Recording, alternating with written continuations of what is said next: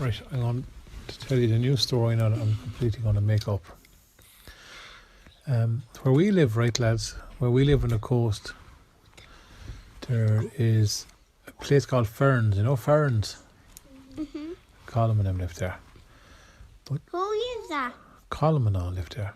I mean, but was you in that? Yeah, I was in Ferns. There's an old castle in Ferns. Remember the castle in Ferns? Yeah. Well, where I grew up in Ballygart, right? Where that cross was in the museum. Yeah, the cross in Ballygart, right? Yeah. And when we were younger, we were always told there was a secret tunnel that went from Cahor to Ferns or Glascarrig to Ferns. Some people said Cahor, more people said Glascarrig. So there was one summer, myself and I think it was, I can't remember his name. I was in school, and I think it was Conor Neary. We said we'd have a go look for this tunnel. So we got in our bikes anyway, and I met him down in Cahor. And he went in. We went climbing on the rocks, and we saw this little small hole. Now the hole would only be the size of like that size, right? Oh yeah, the tunnel. Yeah, like a tunnel, yeah. And he climbed in, and next says to me, he says, "Come here, will you? Quick, look at this." So I climbed in, and we torched with us. And once we climbed in, when our bellies all on the flat end, remember the tunnel we were during the summer in Brittany? It opened up. Once you went inside, it opened up, and you could actually pull yourself in and stand up. And we said, "Wow, this is amazing, right?" And if you looked off in the distance, the tunnel went way, ages away. And we'd shout into it, and you could hear your echo back. We said, "Wow." So we were in there, and we're looking around, and there was old kind of marks in the wall. There was like triskells cut, like circles and dots cut in the wall, like it was carved in. And there were paintings of horses, kind of real old kind of horses, and kind of donkeys and goats and stuff like that. And little kind of stick men throwing spears. And we said, "Wow, these must be quite old." And we were in there looking around, and we walked up a bit further up. We said, no, we can't go further up, because we just didn't know how far to go up. So we sat in there, and we had sweets and all that. So we had some sweets, we were eating sweets, and we were playing with the lights. And we said, "Just, we better get going."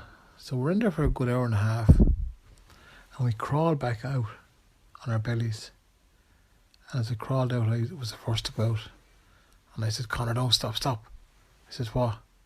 And again I climbed out, the hole I climbed out in the rocks. Again I climbed out, I looked. There was nothing but water. The tide had come in, and there was water all up. And we said, "Oh, Jesus." And Conor says, "Can you swim?" And I said, "No." I said, "Can you swim?" He said, "No." I said, "What are we going to do?" I said, "I don't know." And we said, "That tide is going to stay there now for," it was getting rougher and rougher. And it looked like the water was going to come in, because there was a bit of a storm coming outside. And we said, "Is this a tunnel? This tunnel surely has to end somewhere, it's come up somewhere. Or is this a tunnel that went to Ferns we all heard about?" I said, "I don't know."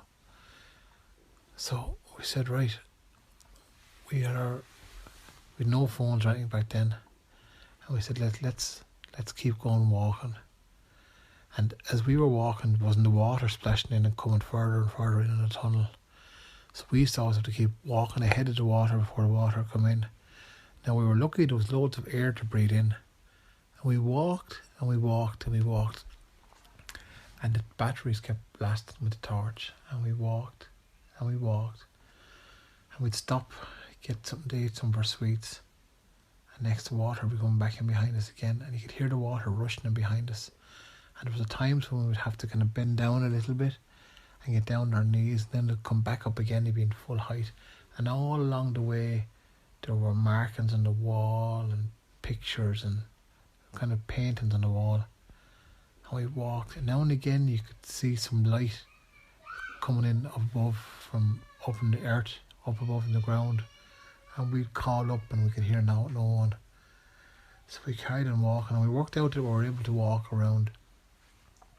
God, a mile. We'd walk about a mile. It'd take us about 20 minutes to walk the mile. So that was going slow. And you know what, lads? We walked and walked, and we eventually came to a big opening. And the big opening was like carved inside. There were seats carved into it. It looked like there were beds. And there was loads of old pots with old coins and old metal crosses and all bits and pieces. And the water was, we could hear the water behind us, and we said, we better get out of here. And we said, our mother won't be going mad for us. And all we could see off in the distance was a little small hole of light about the size of a coin. And we were able to go up to it, and it was a big rock. And we said, how are we going to get out now? We're stuck. And we pulled the rock back, and we climbed out through the hole. And as soon as we climbed out the hole, the rock rolled back in again and closed. And then we could see the light, and it was clear, and we got out and out. And next minute we could feel the wet grass, and it was even the time at this stage, and it was bright still, and it was after raining. And we climbed out, and we actually came out near the castle in Ferns, just close to where the green area is there. And we said, we're in Ferns. I said, yeah, I recognise the castle because we're at the castle on a school tour. And we said, Jesus. I said, we have to walk on all the way from Ferns. I went in and we told the one in the interpretive centre, and she goes, no lads, you're only messing. And I said, no, we didn't. We left Cahora earlier on and we walked. We've been walking for about 7 hours, 8 hours. And she goes, no. I said, she just wanted to waste our time. So we didn't have a phone, but Neary's had a phone, and Connor phoned his mother, and she goes, where are you? And said, we're in Ferns. How is it get to Ferns? And we told the story, and we told everyone that story, but no one ever believed us.